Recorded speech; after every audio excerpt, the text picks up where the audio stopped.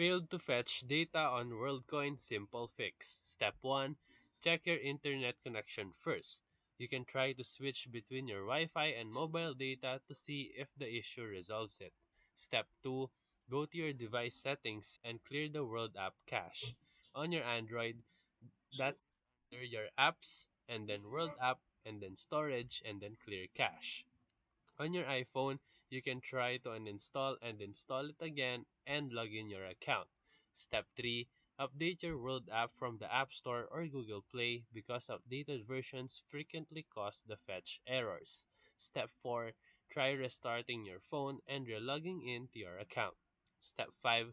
If that doesn't still work, you can check WorldCoin's official support webpage, the World Support, and then you can search there on how to fix it. And that's it.